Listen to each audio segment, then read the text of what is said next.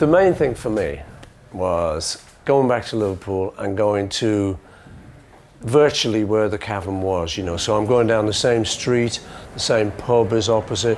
You're coming downstairs and all this sort of thing to a cellar place.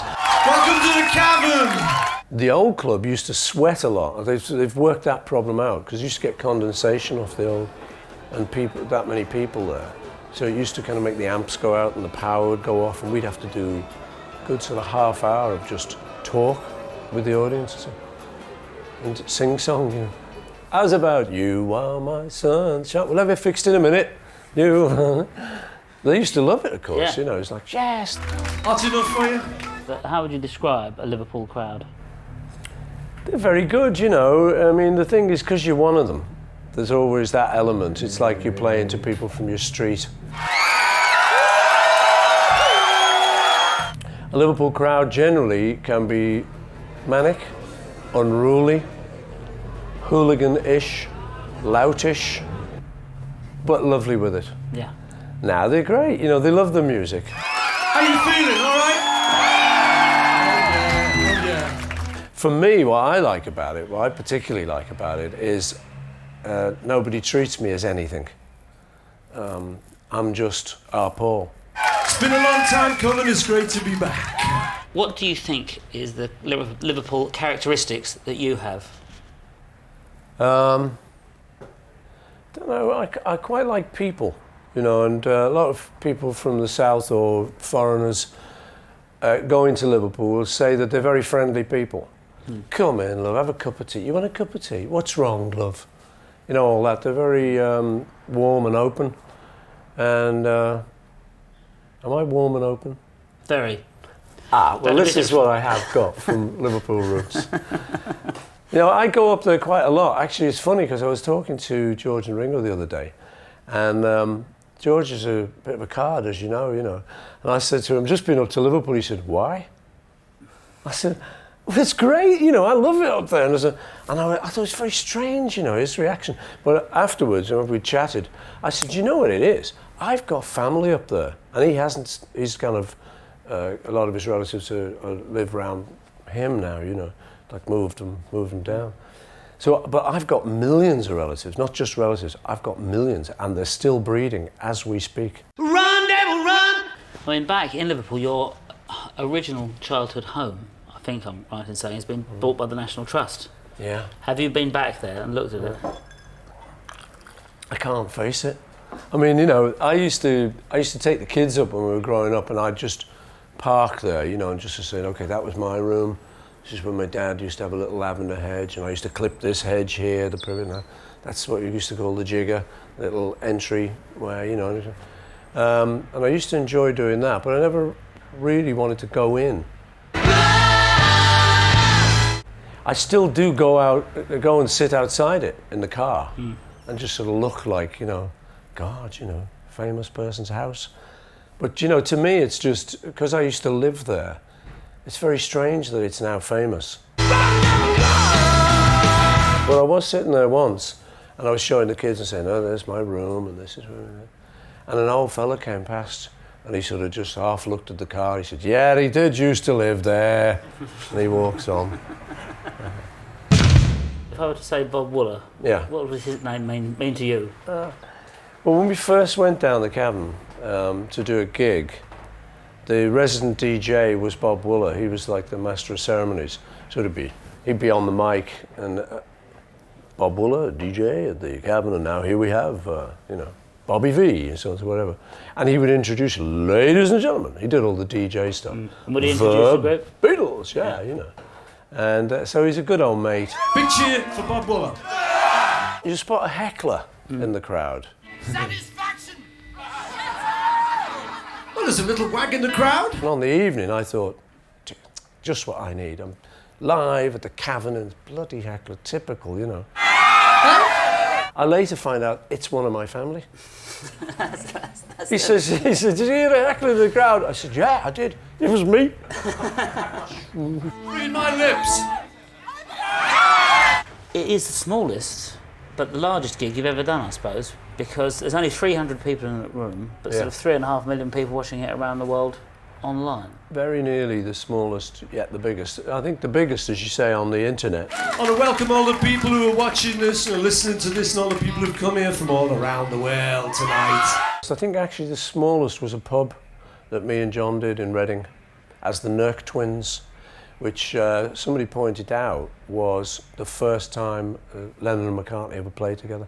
It was at my cousin's pub, and he was running a pub, and we went down to just help and hitchhike and generally doss around. We were teenagers, so about, I don't know, be about 18 or something, and went down there. And he said, we were helping out behind the bar and that. He said, you should play on Saturday night. It should be great. We said, So we did. We advertised. We put posters up. Saturday night, live appearance, the Nurk Twins, and we did a show on the Saturday night. How many people would you say turned up? A room full, a small, throbbing room full. Do you think that there's something more exciting about playing where you're that close to a small crowd than like when you're playing big stadiums? Yeah, I mean, that's the thing. It still has that very close thing in a small club. It's not a high stage either, so you're literally right there.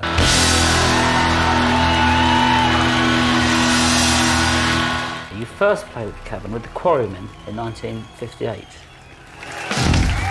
The Quarrymen was the first group we had, so called because John went to a school called Quarry Bank, and he'd started the group, and then they asked me in it. I had a mate of mine, and we met up with John, and then the guys saw me play 20 Flight Rock and said, such talent, he knows all the words.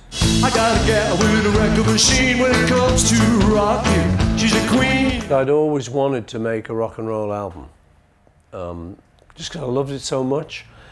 And after a certain period of time, you know, even if you don't want to, you do start to get a bit nostalgic. You go, oh, you hear a piece of music and go, oh, I remember the fairground I was on. God, I must have been 14 in my little jacket with a flap on the pocket and a Fleck jacket, you know. This next song was one that I first heard when I was in Sefton Park. What songs do I really remember? Not so much what are the great classics of the era, but what ones do I remember? And the first one popped out was a song called Fabulous. Well, I always knew I was crazy for you. And I remembered that off the waltzer in the fairground. It's fabulous.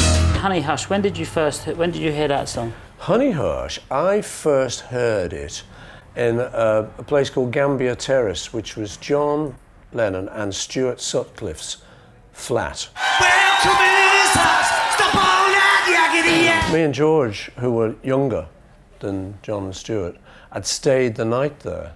It was one of our first big kind of, wow, teenage stay-outs, you know. Well, you keep on talking about this and that. Seeing John just sort of just lean out of bed and get a ciggy on and just put this little dance set on, which was the Johnny Burnett album.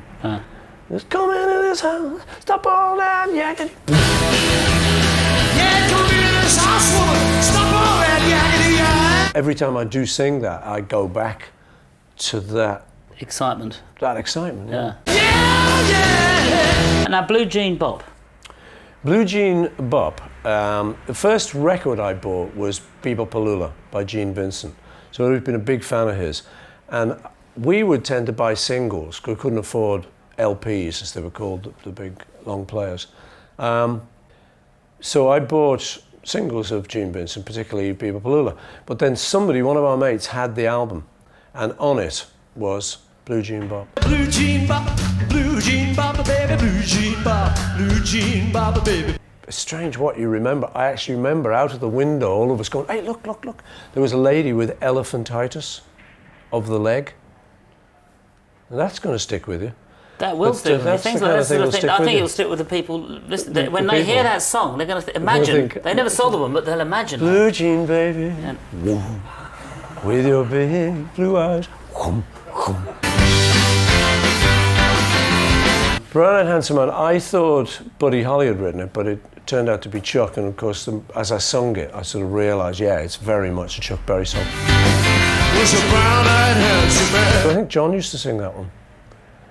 And so I just remembered it as a nice song from then. I had this song, What It Is, which I'd just been knocking around. You are what it is. Linda liked it. That was kind of why I sort of brought it to him. I said, here's a song Linda actually liked. That makes the world go round for me. She wanted me to do it. So after she'd passed away, it was like, now I've really got to do it. You make the world go round, world go round, world go round for me. What it is. Lonesome Town was the next. Yeah, I remember being in Forthland Road, 20 Forthland Road, which is the National Trust property now, in the front room there, and often you were in the house on your own those days because your mum and dad would go out to work. And what you'd do is you'd play records, you know, and often try and get the words, just in case you were going to do them with the band. And they call it Lonesome Town, where the broken hearts stay. How about No Other Baby? That's an unusual song, isn't it? Yeah. I don't think I ever had the record of No Other Baby. I didn't think I did, actually, until we did the album, and then it turns out it was a B-side of Cumberland Gap, which was by a group called the Vipers. Mm-hmm. So I think I actually probably did have the record, because I think I had Cumberland Gap. And on the B-side of it was this song, which I'd forgotten where it was from, and nobody knew it, but it's just such a catchy little tune that I'd always remembered it. I don't want no other baby but you. Try Not to Cry was just a really very simple song. Try not to cry. Sometimes you write songs with just one little simple idea in mind, rather than like, I'm going to tell a story or it's going to have a great melody. The simple idea of Try Not to Cry was just that when you're recording a song, sometimes the drum will get in the way of the song. So you're going, crawling across the desert, and this bloody great drum wrecking all your words. And some cool records, when you produce them, the drum actually misses the words. You know, you'll get a line of song, and then you'll get, I mean, often the drum does plow through anyway. But I decided to try and write a song where it fitted in between the drum. So it's sometime, sometime, How can I help it if I don't know the song? All Shook Up. When did you first hear that song? All Shook Up, well, I had the old Elvis record, and it was great. And again, you know, my mind goes immediately back to the fairground with my mate Ian James, our fleck jackets with a little flap on the top.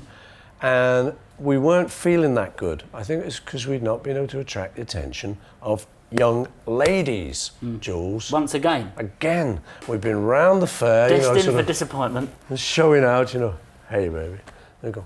Well, bless my soul, what's wrong with me? We went back to Ian's house. He lived locally, and we weren't feeling very good. I think I had a bit of a headache as well. Exhausted by the whole I'd experience. come over all funny, had a hot flush. So we put All Shook Up on, and after hearing it and Elvis's gorgeous tones, I didn't have a headache.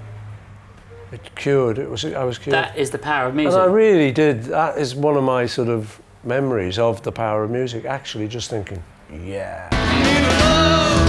I'm all shook up. Party. That was off an Elvis Presley film, where he just sings at the end of the film, and it's great. He's got his denim on. People like to rock. So people like to roll. Party was one, which we always wanted to do that, but we could never get past this. I've never kissed a bear. I never kissed a bear. That was clear. Stop. Get that down. I've never kissed a goo. I never kissed a goon. It's like, wait a minute. Never kissed a goo. Goo? Is that goo or goo? Goon. Must be goon. I can shake a chicken in the middle of the room. But I can shake a chicken in the middle of the room. I can do a what in the middle of the room? Check a chicken. Shake a chicken. Shake a Shake chicken. a chicken. Yeah, I think it's yeah, this. Yeah. I can shake a chicken. Yeah. So we thought, you know, so we put down, never kissed a bear, never kissed a groom. And they started to be a bit disturbing, that Yeah. line. Never kissed the groom. Well, Yeah. No. what does he mean, you know? It turns out, you know, it's... I eventually put down goo, but I think it's goon. Never kissed a goon. I never kissed a bear. so good, but I can take a chicken in the middle of the room. Let's have a party. But the fact that we were going back to the Cavern, one of the big questions was, are you going to do a Beatles song? Do I? No, we're not doing requests. And I kind of resisted the idea because we hadn't done anything on the album, which we could have done. We could have just sneaked in to the end of the 50s an early Beatles song. And it was kind of my song. Often with John and I, it would like be basically my idea and he'd help me finish it, or his idea, and I'd help him finish it. Often you'd have like just the first line, you know. And on this one I had, well, she was just 17, never been a beauty queen. And we went, ooh, looked at each other, and knew we had to change it. So it was like, I'm just 17. And eventually just came. You know what I mean. Why did you choose that one? It was a very early Beatles one with a lot of memories. I remember particularly being in the Forthland Roadhouse with John when we were sagging off school and smoking my dad's pipe with Thai food tea in it. Really. Those are the days. Man, we lived. I saw her